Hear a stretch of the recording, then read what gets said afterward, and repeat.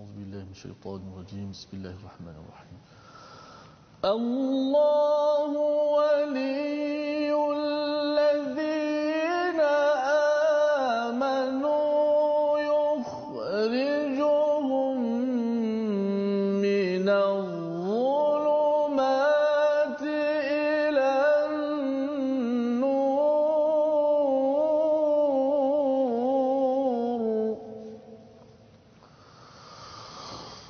والذين كفروا أولياؤهم الطاغوت يخرجونهم من النور إلى الظلمات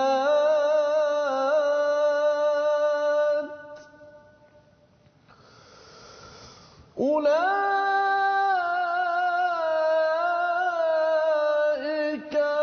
أصحاب النار هم فيها خالدون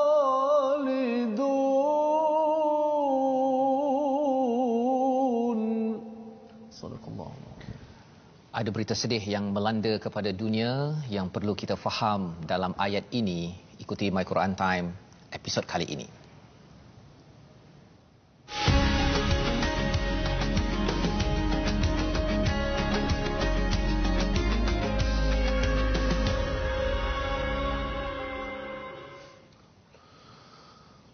أعوذ بالله من الشيطان الرجيم بسم الله الرحمن الرحيم الحمد لله رب العالمين الرحمن الرحيم مالك يوم الدين إياك نعبد وإياك نستعين اهدنا الصراط المستقيم صراط الذين أنعمت عليهم غير المغضوب عليهم ولا الضالين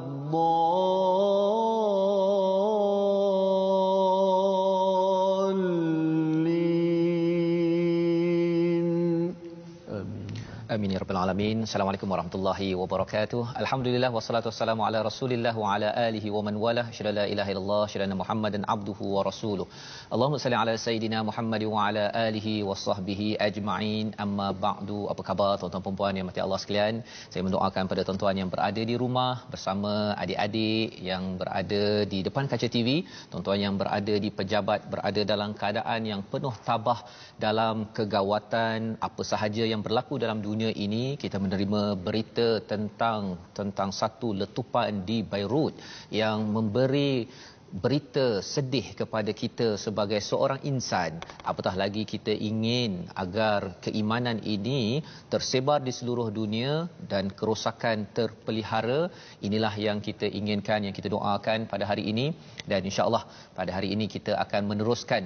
Walau apa sahaja yang berlaku, kita terus kena meneruskan dengan Al-Quran agar Allah memberi perlindungan, Allah melindungi pada diri, keluarga tuan-tuan, negeri, negara dan dunia ini dengan cahaya daripada Allah Subhanahu Wa Taala.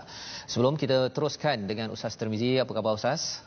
Alhamdulillah baik. Alhamdulillah ya, sihat alhamdulillah ya Ustaz ya. Dalam berita yang sampai ya, letupan berjuta ataupun 2000 lebih tan ammonium nitrate. Itu istilah yang saya belajar dahulu masa di US dahulu. Meletup di Beirut ya. Berita ini amat mengejutkan ya kepada dunia, dan belum lagi dikenal pasti siapa, tetapi sudah pastinya kita nak melihat muka surat 43 ini sebagai satu ubat kepada jiwa kita yang sedih dengan apa yang berlaku. Moga-moga ayat dalam muka surat 43 ini akan memberi pencerahan lagi tentang siapa Allah dan apa yang perlu kita laksanakan. Sinopsis bagi halaman 43 pada hari ini bermula dengan ayat 257. Allah adalah zat yang memberi petunjuk kepada keimanan yang akan melindungi kepada orang-orang yang beriman. Itulah isi kandungan ringkasan pada ayat 257. 258 kita akan melihat kepada kisah seorang penguasa, ya, seorang yang berkuasa, tidak dinyatakan di dalam al-Quran, tidak layak pun namanya disebut, tetapi siapakah beliau? Raja Namrud, dan kandungan kisah yang menunjukkan kewujudan Allah Subhanahu Wa Taala, ya. Dan pada ayat 259 kita akan melihat pada kisah seorang individu yang diletakkan namanya Uzair, bagaimana keldainya yang mati kembali hidup, dan ini menunjukkan tentang satu perkara yang besar tentang hari kebangkitan.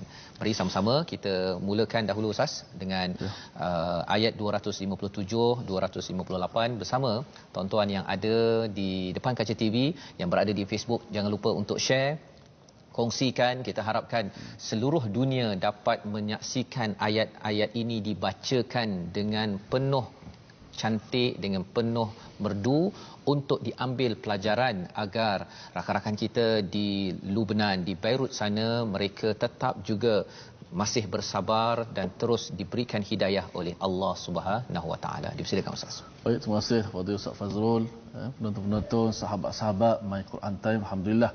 Okey, sebelum saya mulakan pada muka surat 43 ayat 257 dan 258, kita akan bermula dengan perkataan pertama, iaitu Allahu waliyul ladzina amanu.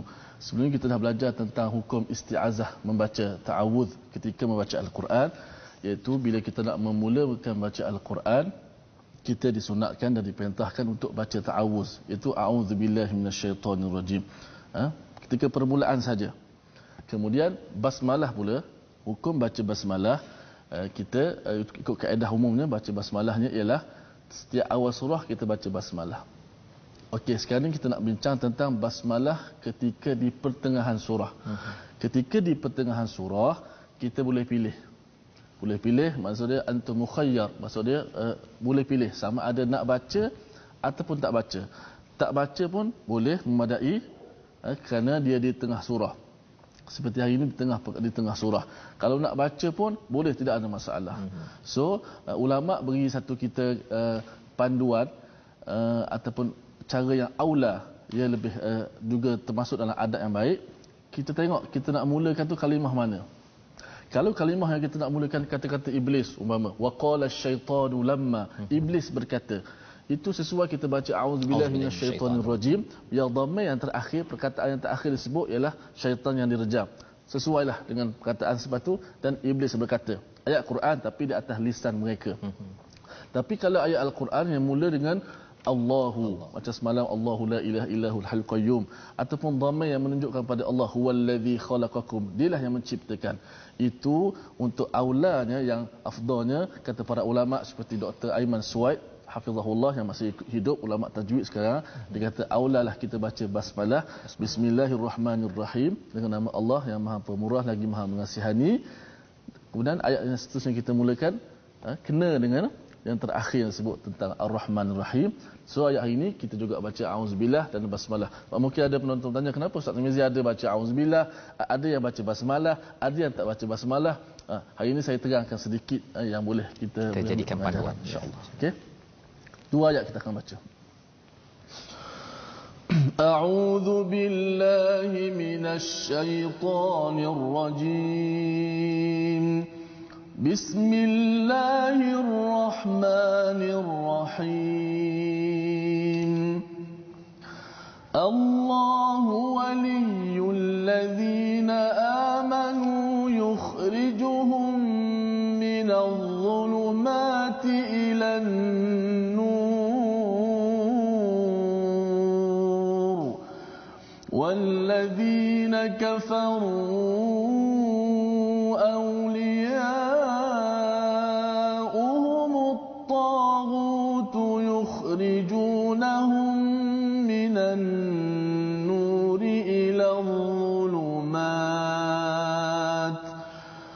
أولئك أصحاب النار هم فيها خالدون ألم تر إلى الذي حاج إبراهيم في ربه أن آتاه الله الملك إذ قال إبراهيم ربي الذي يحيي ويميت قال أنا أحيي وأميت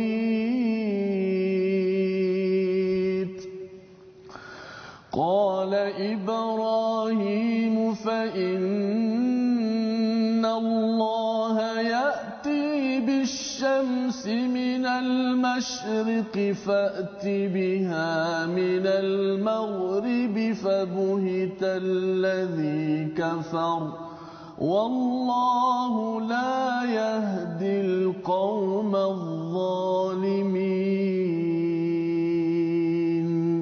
صدق الله العظيم. Surah Al-Azim. Terima kasih diucapkan Ustaz Tirmizi membacakan ayat yang amat penuh bermakna dalam kita menghadapi pelbagai cabaran dengan berita ya tentang letupan di Beirut yang melibatkan 2750 tan amonium nitrate di sana dan masih lagi dicari apa sebabnya Ustaz ya, tetapi ia mencederakan ramai orang dan sudah pastinya apa sahaja musibah yang berlaku ini kita membalasnya dengan inna lillahi wa inna ilaihi raji'un. Kita doakan agar rakan-rakan kita di sana Ustaz ya bersabar dan mendapat salawat daripada Allah dan juga mendapat rahmah daripada Allah Subhanahu Wa Taala. Dan dalam perkara yang berlaku ini ayat pada 257 ini adalah kesinambungan daripada ayat 256 ya. Kita tahu bahawa sebenarnya dalam Islam la ikraha fid din yang kita bincangkan semalam Ustaz ya bersama dengan Ustaz Tarmizi, iaitu tidak ada paksaan dalam beragama.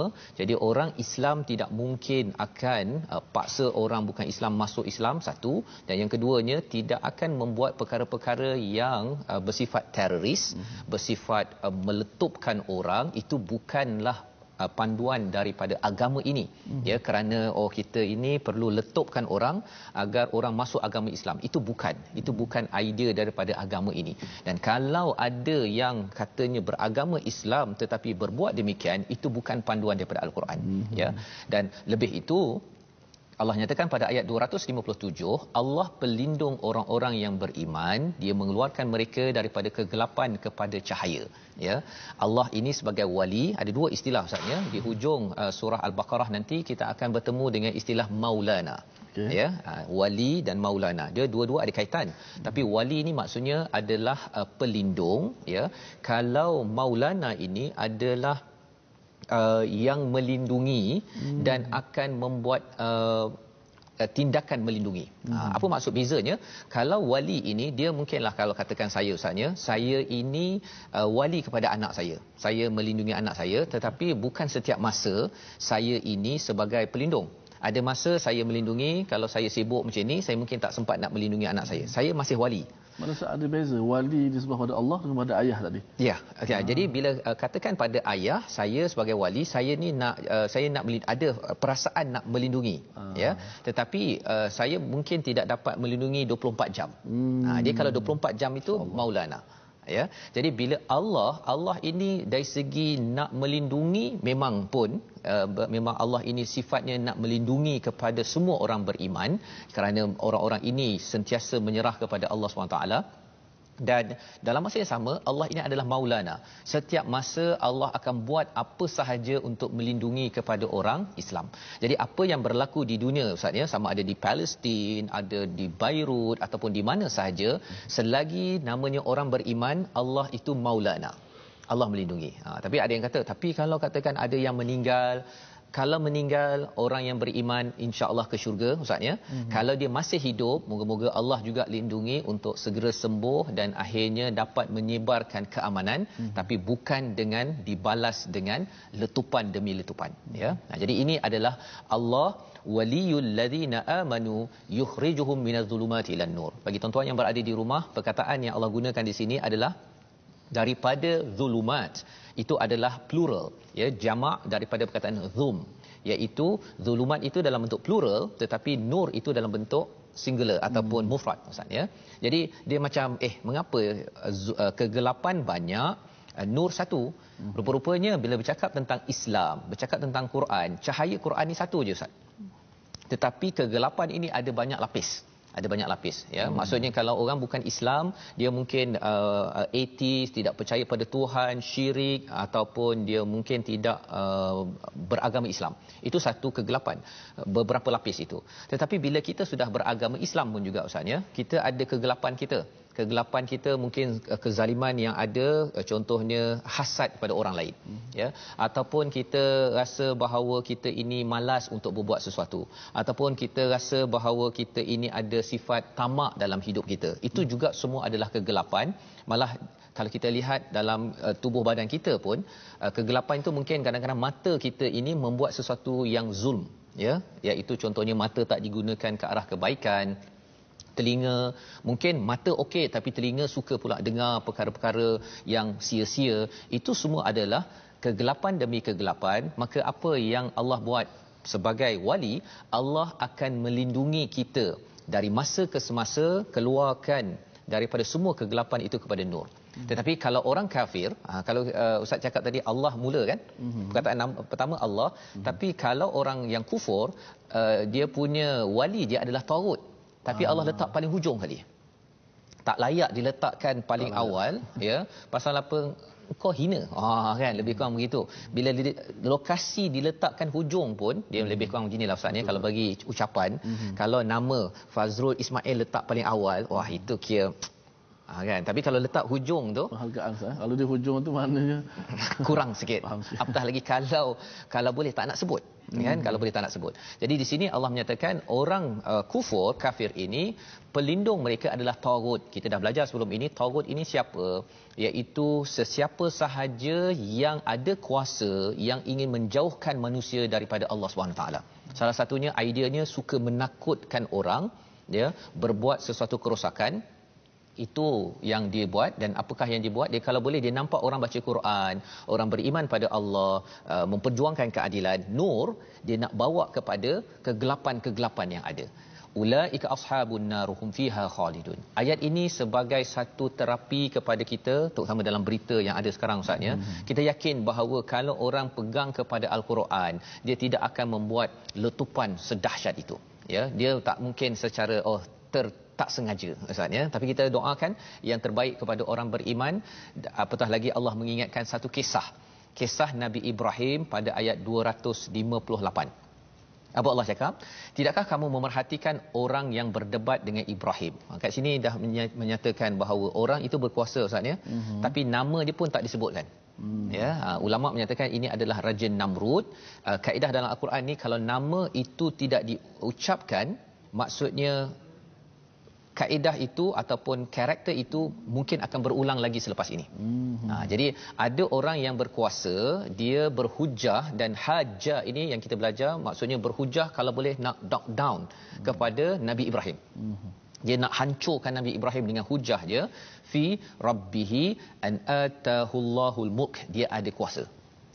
Kuasa ini adalah satu perkara kalau sampai tangan orang beriman dia amat bagus, tapi kalau sampai tangan orang tidak beriman ustaz, dia akan menghancurkan orang-orang di sekitarnya ya. Itu sebabnya bila peristiwa ini berlaku, kita tahu ini adalah berlaku di tangan orang yang berkuasa ya. Berkuasa itu tak semestinya pemimpin paling tinggi negara. Dia orang jadi doktor pun kadang-kadang dia rasa dia berkuasa, dia nak pergi tunjuk argue ya, pasal kuasa dia ada kaitan dengan ego juga ya. Betul. Ataupun kadang-kadang dia jadi tukang kutip sampah pun dia boleh ego juga ya. Jadi semua orang yang ada kuasa kalau tidak dipimpin dengan iman, dia mungkin akan membuat kerosakan. Jadi apa yang dicakap pada Nabi Ibrahim? Nabi Ibrahim kata iz qala Ibrahim rabbiyalladzi yuhyi wa yumiit, Tuhanku menghidupkan mematikan. Kata Namrud, aku menghidupkan mematikan. Dia kata begitu. Pasal apa? Dia ambil dua orang yang masuk penjara, seorang dia pergi bunuh, seorang lagi dia bagi dia hidup. Jadi dia kata, tengok aku dah bunuh, aku mati. Seorang lagi tak ada bunuh. Tak ada bunuh. Jadi dia menghidupkan. Jadi kata Ibrahim, okey fine, okey. Nabi Ibrahim kata fa innallah, ya, sesungguhnya Allah ini mendatangkan matahari, ya, kalau kita tengok di sini Allah menerbitkan matahari dari timur, maka terbitkanlah ia dari barat. Dia sebut minta pada Namrud, okey, tak payah nak pergi cipta matahari, terbitkan daripada barat saja. Kali ini apa yang berlaku kepada Namrud, fabuhita ladzi kafar, tercengang orang yang kafir itu, Namrud itu, wallahu la yahdil qaumal zalimin. Allah tidak memberi hidayah kepada orang yang zalim. Nak ceritanya apa Ustaz? Zalim, perkataan 258 ini ada kaitan tadi dengan 257, iaitu bila seseorang itu selalu beriman pada tagut, tuan-tuan sekalian, ya, kesannya apa? Kezaliman atas kezaliman berlaku, hidayah akan habis. Kalau kita sebelum ni cakap tentang kalau kita tak ada hidayah tengah hari ini, ustaznya, ada di kalangan kita mungkin tak makan ayam, dia makan kepala monyet pasal tak dapat hidayah. Ya, kita rasa macam tak mungkin dia buat begitu. Tetapi sebenarnya kalau orang tak dapat hidayah, dia bukan sekadar makan kepala monyet. Dia boleh memonyetkan manusia yang ada, dia boleh bagi bom ke, dia hamburkan orang, dan ini adalah kesan bila hidayah tidak hadir dalam diri seseorang, Ustaz. Memang ganas kesan bila orang tidak ada hidayah ini. Jadi itu sebabnya kita nak sama-sama, Ustaz, ya, melihat kepada bahagian Nabi Ibrahim bercakap tadi itu, ya, bila Nabi Ibrahim kata qala Ibrahim fa innallah, daripada ayat itu sampai ke hujung, kalau Ustaz boleh ulang balik, sebagai penekanan bahawa kita umat Islam adalah orang yang berdiri atas hujah, bukan atas perasaan atau kebencian. Sila Ustaz. Berdiri atas hujah, atas hujah. Allah. Kalau kita lihat ayat yang mula ni, alam dipanggil apa? Istifham, satu bentuk pertanyaan yang menghairankan. Sebab bukan bila Allah Taala sebut alam, satu pertanyaan bukan untuk kita jawab. Betul. Kalau kita nak bertanya, nak jawapan, tapi Allah Taala Maha mengetahui. Hairan sebab mereka ni dibahas tanpa ilmu. Betul. Dengan Nabi Ibrahim. Dan sebenarnya kisah ini bila dia dah tanya itu, lepas tu Nabi Ibrahim kena baling dalam api, Ustaz. Pasal Nabi Ibrahim ada hujah. Orang ni tak ada hujah, okey, fine, campak dalam api. Main kasar selalu. Jadi sila Ustaz. Okey, kita baca 258. Auzubillahi minasyaitanir rajim. ألم تر إلى الذي حاج إبراهيم في ربه أن آتاه الله الملك إذ قال إبراهيم ربي الذي يحيي ويميت قال أنا أحيي وأميت قال إبراهيم فإن الله يأتي بالشمس من المشرق فأت بها من المغرب فبهت الذي كفر والله لا يهدي القوم الظالمين. Sadaqallahul azim. Sadaqallahul azim. Ayat 258 ini mencerahkan kepada kita, Ustaz, ya. Bila Allah Ustaz cakap tadi alam tara itu, maksudnya Nabi memanglah tidak ada pada zaman Nabi Ibrahim. Allah bawakan agar kita nampak betapa dahsyatnya seorang yang ada kuasa bila dia tidak berasaskan pada nur daripada Allah SWT, hidayah daripada Allah, dia akan membuat kerosakan. Ya, dia tercengang, dia dah kalah dah ni sebenarnya. Tapi kalah dia, lepas tu dia main kasar, Ustaz. Main kasar. Dia campak dalam api, Ustaz. Dia campak dalam api dan dia main cara fizikal. Dia main cara fizikal untuk menjatuhkan orang yang memperjuangkan keadilan. Jadi perkara ini untuk tuan-tuan yang kita berada di rumah, kita mendapatkan hidayah daripada Al-Quran ini adalah untuk kita yang mungkin kuasa kecil, kuasa besar, kita nak pastikan kalau kita ada kuasa nanti ataupun kita berinteraksi berinteraksi dengan orang yang ada kuasa, pemimpin, kita nak pastikan pemimpin itu atas dasar hidayah.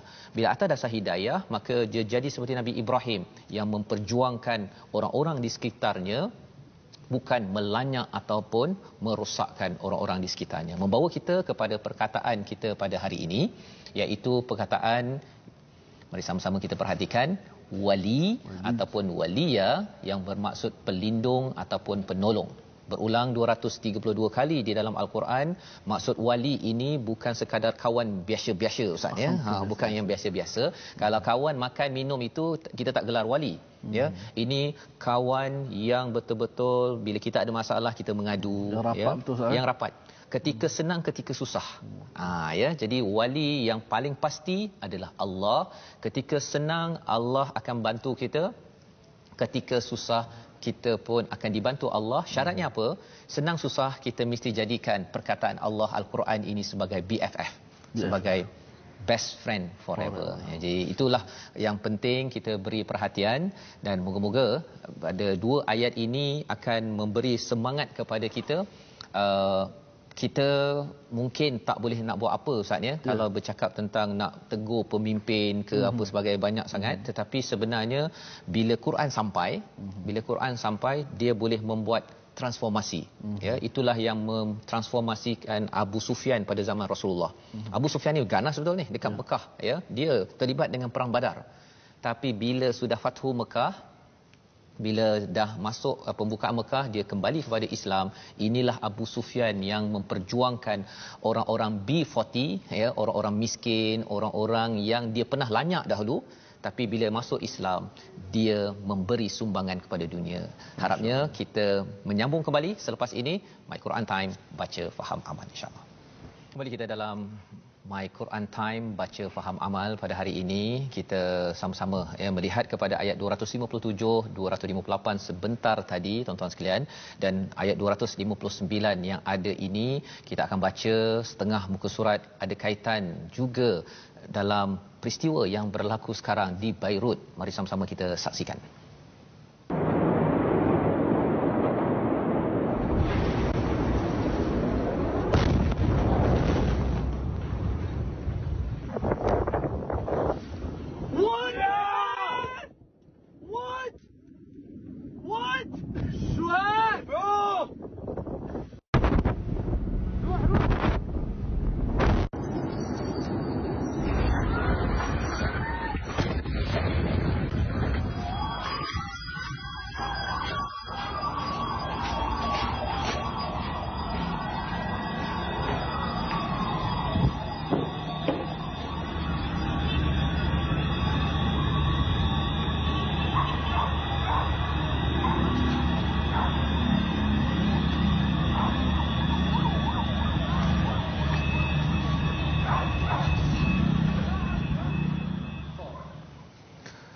Subhanallah, itu adalah apa yang berlaku kepada negara di kawasan Timur Tengah sana, di Lebanon ataupun di Beirut, di mana melibatkan 2,750 tan ammonium nitrate, ya, yang memberi kesan yang besar, yang kita doakan tuan-tuan sekalian agar rakan-rakan kita sana diberikan bantuan oleh Allah SWT.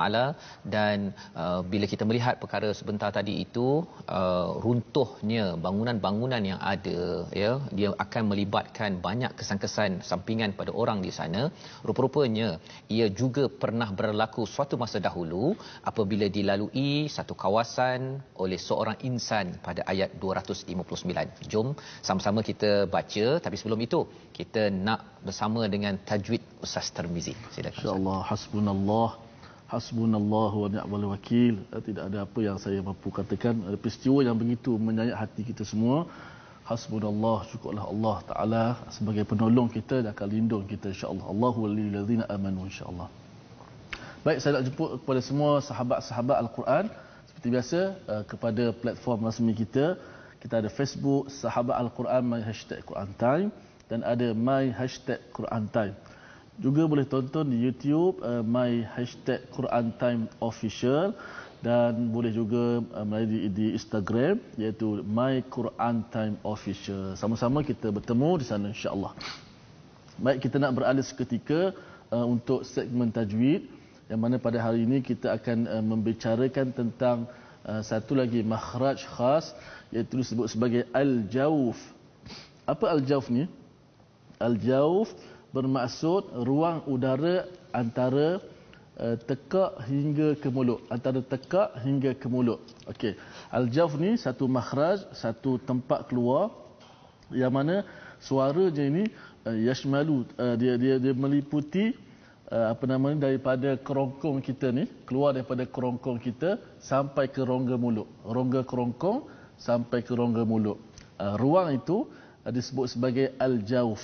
Apa huruf yang berada di al-jawf ni, disebut sebagai rongga ini, itu insya-Allah kita akan terangkan satu persatu selepas daripada episod yang akan datang ini. So hari ini makhrajnya al-jawf disebut sebagai rongga, di mana ruangnya itu ialah antara suara yang keluar di antara rongga tekak hingga kepada rongga mulut, daripada rongga tekak hingga ke rongga mulut. InsyaAllah kita akan terangkan apakah huruf-huruf yang berada di makhraj al-jawf ini, insyaAllah. Terima kasih, Ustaz. Baik, alhamdulillah kita belajar tadi tentang al-jawf, makhraj, tempat keluar huruf dalam kita menghadapi pelbagai berita yang ada. Kita tetap juga istiqamah. Inilah tali Allah, urwatul wuthqa, tali yang amat kuat yang Allah berikan. Kalau katakan saudara kita di sana yang dilanda musibah ini terus dibantu oleh Allah, sama ada muslim atau non muslim, Ustaz, bagi orang Islam kita amat prihatin kepada seluruh manusia, sehingga kan dalam Al-Quran ada perkataan ya ayyuhan nas, maksudnya Allah jaga seluruh makhluk. Bukan sekadar kita doa untuk orang yang beriman semata-mata, tetapi orang yang zalim di sana, tak kisahlah orang itu dia punya kad pengenalannya Islam ke tak Islam ke, kalau dia zalim kita minta Allah bantu, dafa' dan keluarkan orang yang zalim itu daripada negara yang merosakkan rakyatnya. Jadi kita nak belajar dan melihat pada ayat 259, bila kita melihat pada peristiwa tadi, Ustaznya, hancur bangunan-bangunan kawasan situ. Dalam ayat ini kita akan tengok juga istilah hancur bangunan-bangunan itu nak buat apa selepas ini bagi kita daripada Malaysia dan juga bagi rakan-rakan kita di Lubnan sana. Jom Ustaz kita baca ayat 200. Ini ada kisah baru pula. Ada kisah baru. Tadi kisah Nabi Allah Ibrahim dengan Namrus. Alhamdulillah, Ustaz sebut tadi Nabi Muhammad SAW dengan Nabi Ibrahim tak ada zaman tu, jauh.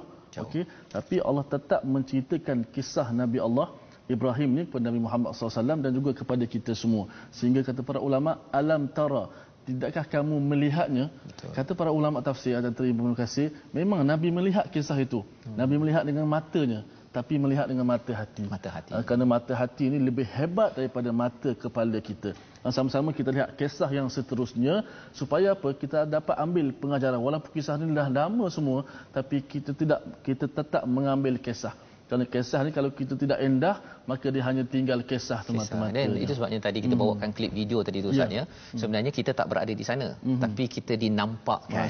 Kita dinampakkan agar kita lihat bahawa kalau kezaliman bukan atas dasar hidayah memimpin, rosak, Ustaz. Rosak. Dan kita nak sama-sama ambil pelajaran. Baik, sama-sama kita melihat kisah seterusnya daripada ayat satu ayat saja, ayat 259. Insya-Allah sama-sama kita membacanya. أعوذ بالله من الشيطان الرجيم بسم الله الرحمن الرحيم أو كالذي مر على قرية وهي خاوية على عروشها قال أنى يحيي هذه الله بعد موتها فأماته الله 100 عام ثم بعثه قال كم لبثت قال لبثت يوما أو بعض يوم قال بل لبثت 100 عام فانظر إلى طعامك وشرابك لم يتسنه وانظر إلى حمارك ولنجعلك آية للناس وانظر إلى العظام كيف ننشزها ثم نكسوها لحما فلما تبين له قال أعلم أن الله على كل شيء قدير صدق الله العظيم. Surah Al-Al Azim ayat 259 ini memberi semangat kepada kita memahami tentang betapa kalau kita melihat di dalam surah Al-Baqarah ini malaikat, kalau ayat 30 misalnya malaikat mempersoalkan manusia yang diciptakan nanti adakah menumpahkan darah, membuat kerosakan. Kita harap kitalah orang yang membaca Al-Quran yang tidak akan membuat kerosakan dan menumpahkan darah, kerana menumpahkan darah ini adalah lambang kepada orang yang jauh daripada hidayah, ya. Dan bagi orang Islam kalau perlu berperang, ya, kalau perlu berperang pun sebenarnya itu untuk melindungi diri, bukan untuk, tak boleh Ustaz ya, nak merosakkan bangunan, merosakkan pokok wanita ke ataupun orang yang sedang berada di rumah ibadah, tak boleh. Ya, ada disiplin yang amat ketat. Malah sebenarnya pagi tadi saya berborak dengan seorang kor angkatan tentera, ya. Sebenarnya salah satu daripada perspektif Quran ini bukan suruh pergi berperang, tapi kalau boleh tentera menjaga negeri ini daripada berperang. Bukan nak bersedia pergi perang, agar jaga agar orang jangan berperang. Itu adalah satu kejayaan bagi kumpulan ataupun angkatan tentera apabila mengadakan ataupun menjadikan Al-Quran sebagai panduan. Jadi dalam ayat ini bercerita tentang seorang insan, ya. Salah satu pendapat menyatakan ini adalah Uzair, ya. Dia berjalan melalui sebuah negeri yang telah roboh hingga menutupi atap-atapnya. Istilahnya khawiyatun ala urushiha. Maksudnya dia punya atapnya itu dah terlampau lama ditinggalkan, dah rosak, sampaikan dah habis Ustaz. Dan kalau kita tengok dalam klip sebentar tadi itu, dia dah roboh semua, hancur Ustaz, hancur. Ya, jadi individu ini, Uzair ini, dia kata anna yuhyi hadhihi ba'da mautiha. Ya, macam mana Allah menghidupkan balik selepas matinya? Bila hancur ni boleh ke Allah naikkan balik? Jadi bagi kita tuan-tuan yang melihat pada peristiwa di Lubnan itu, bolehkah, ya? Maka apa yang Allah jawab kepada individu ini, fa amatahullahu mi'ata amin thumma ba'athah. Allah matikan Uzair ini 100 tahun Ustaz. Kemudian dia dibangkitkan, bukan dihidupkan, dibangkitkan, ya. Ba'athah itu maksudnya dibangkitkan, maksudnya apa? Maksudnya dia bukan, kalau lahir kan daripada baby lagi kan. Maksudnya yang Uzair jadi baby baru dia membesar balik, tak. Dia dibangkitkan semula. Jadi bila dia tengok dia macam biasa, ditanyakan pada dia, kam labith, berapa lama kamu dah tidur? Kata dia mungkin 1 hari ataupun kurang, ya, atau ba'da yaum. Kata Allah SWT, qala bal labithta mi'ata aman, ya, kamu dah tidur 100 hari. Cuba tengok kepada makanan dan minuman yang ada itu, lam yatasannah, tidak berubah. Jadi nak ceritanya makanan ini macam tak berubah. Betul lah dia cakap kurang 1 hari itu pasal makanan tak basi Ustaz. Kalau kita ada susu kan, kalau kita letak 1 hari pun kat luar, bukan dalam peti ais, hancur kan, jadi berketul kan. Jadi dia tengok itu betul, tetapi wanzur ila himarika, dia tengok kepada himar kamu, walinaj'alaka ayatan linnas, dia tengok pada himar dia itu dah hancur, ya, tulang-tulangnya dah habis hancur. Wanzur ilal idhami kaifa nunshizuha, tulang yang dah hancur itu, ya, kaifa nunshizuha, kami menyusunnya balik. Nunshizuha daripada perkataan nusyus Ustaz. Nusyus kan kalau dalam surah An-Nisa cerita pasal kalau isteri yang derhaka, dia tengah ni kan, itu namanya nusyus. Jadi bila nunshizuha maksudnya sini dia dalam keadaan kacau-kacau tu, kemudian Allah cantumkan balik, thumma naksuha lahma, letak daging balik semula, jadi himar hidup balik semula. Ya, jadi bila berlaku perkara ini mengejutkan kepada Uzair, falamma tabayyana lahu qala a'lamu anna Allah ala kulli syai'in qadir. Ya, apa kesimpulan daripada Allah SWT, maka ketika telah jelas baginya, dia pun berkata, aku mengetahui bahawa Allah Maha berkuasa atas segala sesuatu. Jadi dia persoalkan, bolehkah bandar yang hancur tadi itu bangun kembali? Ya, kalau katakan kita melihat pada sejarah Nagasaki, Hiroshima ustaz, ya, sebenarnya Allah boleh bagi izin untuk bangkit kembali, ya. Itu satu. Tapi lebih daripada itu, bangkit ini, ba'athah ini, adakah hanya di dunia? Itu satu. Ya, kita doakan pada rakan kita di Lubnan sana bangkit balik dengan pertolongan Allah. Tapi lebih penting daripada situ, kita akan bangkit balik di akhirat nanti, di hari bi'athah, di hari kebangkitan. Pada waktu itu, adakah kita sudah bersedia? Jadi kalau orang yang beriman, dia bersedia untuk bangkit balik, rindu pun nak bertemu Allah SWT, walaupun di atas dunia ini sahabat kita di Lubnan dalam keadaan yang amat duka lara ustaz, ya. Tetapi iman tetap perlu dipegang.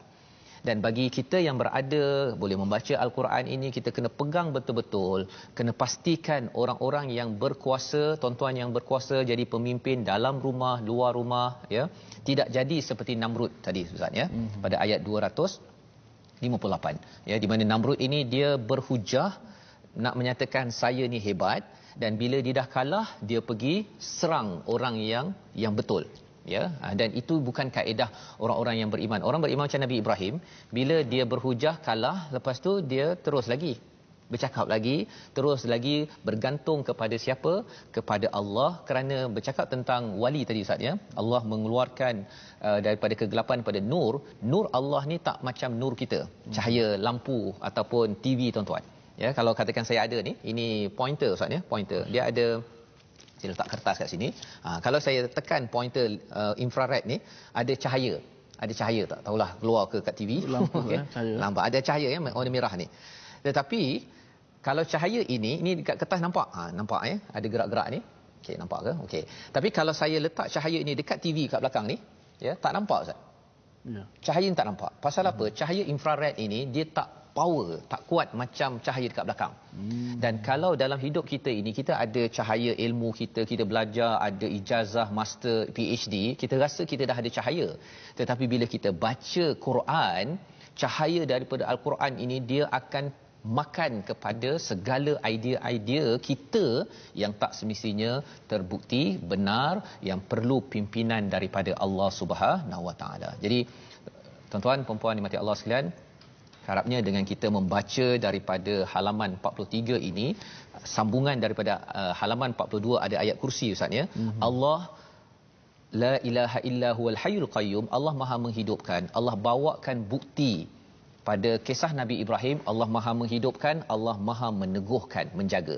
Pada peristiwa Uzair, Allah boleh menghidupkan dan Allah boleh establish, meninggikan, membina semula kita di dunia ini, ya. Bandar Lubnan Allah boleh bantu insya-Allah, dan lebih daripada itu Allah boleh bina balik kita di akhirat nanti. Yang pentingnya apa? Bila Allah bawakan kisah ini, nanti pada hari esok Ustaz kita akan sambung lagi kisah Nabi Ibrahim. Allah nak bawakan apa ni? Bila kita yakin Allah ini Maha menghidupkan, kita tak bimbang kita ini dibunuh ataupun diserang oleh sesiapa. Kesan pada Nabi Ibrahim, kesan kepada Nabi Muhammad, kesan kepada kita ialah apa? Kita yakin bahawa saya mesti bersemangat dalam hidup memperjuangkan keadilan. Ya, saya perlu berjuang betul-betul, jangan bimbang pasal tak ada rezeki, ada orang yang akan kutuk saya, bunuh saya, apa sebagainya. Nabi-nabi tidak rasa begitu. Pasal apa? Pasal yang betul-betul menghidupkan adalah Allah Subhanahu Wa Taala. Moga-moga ini membawa kita kepada resolusi kita pada hari ini, ya. Mari sama-sama kita perhatikan. Iaitu yang pertama, jadikan Allah sebagai perisai pelindung agar bebas daripada tipu daya syaitan, dan kita yakin bahawa kita ada pelbagai kegelapan dalam hidup, kita kena iktiraf, tapi selalu mohon pada Allah. Buntu, kabur, terus minta daripada Allah, jangan minta daripada taghut. Yang pertama. Yang kedua, jauhi kezaliman kerana ia akan menghalang hidayah. Ya, jangan buat kezaliman, jangan buat dosa, dah tahu kita taubat cepat-cepat, dan orang berkuasa jangan pertahankan kuasa untuk meneruskan kezaliman. Kerana apa? Kerana itu menghalang hidayah, dia akan merosakkan negeri dan negara ini. Dan yang ketiganya, banyakkan berfikir. Ya, kita banyakkan berfikir untuk menghargai kehebatan Allah menghidupkan, dan dengan berfikir itu akhirnya menjadikan kita lebih bersemangat untuk berjuang, dan itulah yang kita akan sambung pada hari esok. Moga-moga Allah jadikan kita orang-orang yang diberi cahaya pada setiap masa. Mari sama-sama kita doakan, Ustaz. Baik, terima kasih Ustaz Fazrul. Mudah-mudahan kita sama-sama berdoa kepada Allah Subhanahu Wa Taala dan kita sama-sama mengenal Allah Subhanahu Wa Taala. Kerana dalam surah ini Allah Taala perkenalkan bagaimana Allah Subhanahu Wa Taala merupakan pelindung bagi setiap orang-orang beriman. Kita kena faham di sana ada cubaan yang akan nak keluarkan kita daripada cahaya kepada kegelapan. Tapi Allah lah pelindung kepada orang beriman yang akan mengeluarkan manusia daripada kegelapan kepada cahayanya, insya-Allah. Mudah-mudahan kita sentiasa berada di atas landasan Al-Quran dan landasan sunnah Nabi kita Muhammad sallallahu alaihi wasallam. Bismillahirrahmanirrahim. Alhamdulillahi rabbil alamin. Wassalatu wassalamu ala Rasulillah. اللهم أعز الإسلام والمسلمين اللهم انصر الإسلام والمسلمين اللهم أنج المستضعفين من المسلمين في كل مكان اللهم أنت الله لا إله إلا أنت أنت الغني ونحن الفقراء أنت الغني ونحن الفقراء لا إله إلا أنت سبحانك إنا كنا من الظالمين اللهم إنا نسألك الجنة وما قرب إليها من قول وعمل اللهم احفظ بلادنا اللهم احفظ بلادنا وبلاد المسلمين يا حي يا قيوم. Ya Allah, Tuhan kami, keluarkanlah kami daripada kegelapan, ya Allah, kepada cahaya iman, ya Allah. Ya Allah, keluarkanlah kepada kami daripada kegelapan yang samar, ya Allah. Ya Allah, keluarkanlah kami daripada kegelapan yang kami tidak nampak, ya Allah, kepada iman, ya Allah, kepada cahaya agama-Mu, ya Allah. Ya Allah, tetapkanlah iman kami, ya Allah. Ya Allah, lindungilah kami daripada gangguan yang boleh merosakkan iman kami, ya Allah. Ya Allah, kekalkanlah kami dalam cahaya hidayah-Mu, ya Allah. Ya Allah, kurniakanlah keamanan dalam negara kami, ya Allah. Allahumma ahfaz biladana wa biladal muslimin. Ya Allah, peliharakanlah negara kami, ya Allah, dan seluruh negara-negara umat Islam, ya Allah. Ya Allah, bantulah orang-orang yang lemah, ya Allah. Ya Allah, bantulah di kalangan orang-orang yang lemah, di kalangan orang-orang Islam, ya Allah, di seluruh tempat dan seluruh negara, ya Allah. Ya Allah, berikanlah ketabahan kepada keluarga mangsa, ya Allah. Ya Allah, gagalkanlah rancangan jahat daripada musuh agama-Mu, ya Allah. Ya Allah, ampunkanlah dosa-dosa kami, ya Allah. Amin ya rabbal alamin. Walhamdulillahi rabbil alamin. Amin amin ya rabbal alamin. Moga-moga Allah mengurniakan, ya, mengabulkan doa yang kita bacakan sebentar tadi, tuan-tuan, puan-puan, dan moga-moga Allah memimpin kita ke dalam cahaya, mengeluarkan kita daripada kegelapan-kegelapan. Banyak perkara dalam hidup kita nak membuat keputusan dalam rumah, di luar rumah yang keliru. Tetapi kita yakin bila kita selalu berdoa kepada Allah Subhanahu Wa Taala, Allah akan memimpin kita seperti mana Allah memimpin Nabi Ibrahim, seperti mana Allah menghidupkan kembali dalam peristiwa Uzair dalam ayat 259. Kita ingin bersama menyebarkan perkara ini dalam kempen wakaf untuk ummah sebagai satu usaha. Sumbangan tuan-tuan akan dimanfaatkan untuk kita sebarkan. Tidak ada pilihan kecuali kita sebarkan hidayah ini. Kerana apa? Kerana kita melihat kekejaman daripada orang yang jauh daripada hidayah dalam klip sebentar tadi. Yang kita harapkan tuan-tuanlah orang-orang yang menyokong, yang bersama walaupun satu sen dalam perjuangan ini, insya-Allah. Kita akan bertemu lagi ya Ustaz ya pada ulangan jam InsyaAllah jam 5 petang pada 10 malam ya, dan 6 pagi. Ada yang mencadangkan di ruang komen, sebenarnya kalau boleh anjakkan masa ulangan. Tapi sebenarnya kita ada masa di Kuala Lumpur, di Pulau Pinang, Sabah, Sarawak. Jadi kalau kita ikut semua masa mencabar juga. Tapi kita doakan pada tuan-tuan boleh ikut mana yang terbaik. Yang pukul 12 ini insya-Allah boleh ya, tapi masa-masa lain mungkin di Facebook anytime. Platform kita banyak banyak Facebook, di YouTube ya, Instagram ya, insya-Allah. dan kongsikan. Tuan-tuan yang belum share lagi tolong kongsikan sekarang juga. Kerana apa? Kerana kita nak menyampaikan mesej ini pada semua orang, anak muda, anak tidak muda okey, untuk sama-sama bersama My Quran Time, baca, faham dan terus beramal insya-Allah.